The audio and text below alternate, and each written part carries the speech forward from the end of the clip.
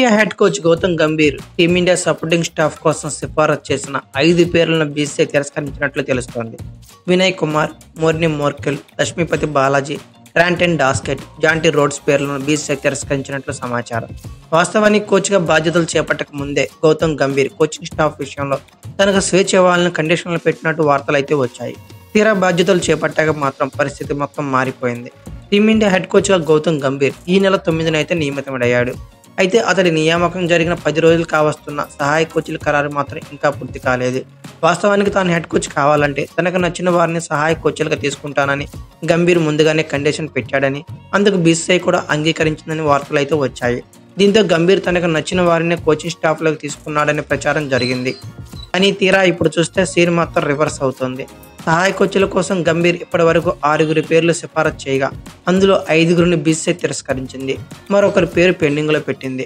Gautam Gambhir team India bowling కోచ్లుగా Vinay Kumar, Morne Morkel, Lakshmipathy Balaji పేర్లను సూచించారు. అందులో ఒకరిని తీసుకోవాలని భావించాడు. ఒక బ్యాటింగ్ విషయంలో అభిషేక్ నాయర్, ట్రాంటన్ డాస్కెట్ పేర్లు అయితే సిఫారసు చేశాడు. ఫీల్డింగ్ కోచ్గా జాంటీ రోడ్స్ పేరుని బీసీసీఐ ముందుంచాడు. ఇక గంభీర్ మొత్తంగా 6 పేర్లను సిఫారసు చేయగా అందులో వినయ్ కుమార్, మోర్నీ మోర్కెల్, లక్ష్మీపతి బాలాజీ, ట్రాంటన్ డాస్కెట్, జాంటీ రోడ్స్ పేర్లను అయితే బీసీసీఐ తిరస్కరించినట్లు వార్తలు వస్తున్నాయి. అభిషేక్ నాయర్ విషయంలో మాత్రం భారత క్రికెట్ బోర్డు టీమిండియా హెడ్ కోచ్తో ఏకీభవించినట్లు తెలుస్తుంది. ఇక గతంలో టీమిండియా పేస్కు వెన్నెముగ్గా నిలిచిన మాజీ పేసర్, వన్డే ప్రపంచ కప్ 2011 విన్నింగ్ టీం సభ్యుడైన జహీర్ ఖాన్ను బౌలింగ్ కోచ్గా తీసుకోవాలని బీసీసీఐ భావిస్తుందట. ఒకవేళ జహీర్ ఖాన్ ఆసక్తి చూపకపోతే అప్పుడు లక్ష్మీపతి బాలాజీ పేరును పరిశీలించాలని చూస్తోంది. సపోర్టింగ్ స్టాఫ్ విషయంలో బీసీసీఐ నుంచి స్పష్టత అయితే రావాల్సి ఉంది. ఇక కోచ్గా గంభీర్ తొలి పర్యటన ఈ నెలాఖరులో ప్రారంభం కానుంది. జూలై 27 నుంచి భారత్ శ్రీలంక జట్ల మధ్య టీ20 సిరీస్ అయితే ప్రారంభం కానుంది. వచ్చే నెల 2 నుండి 3 వన్డేల సిరీస్ కూడా జరగనుంది. అయితే ఈ సిరీస్ల కోసం భారత్ జట్టుని ఇంకా ప్రకటించలేదు. నూతన టీ20 కెప్టెన్ రోహిత్ శర్మ, విరాట్ కోహ్లీ అలాగే జస్ప్రీత్ బుమ్రాలు అందుబాటులో ఉండే విషయంపై సందిగ్ధత అయితే నెలకొంది. అయితే ఈ కారణాల వల్ల జట్టు ఎంపిక కూడా ఆలస్యమవుతుందని తెలుస్తుంది. వాస్తవానికి జూలై 16న జట్టును ఎంపిక చేస్తారనే వార్తలు అయితే గట్టిగానే వినిపించాయి.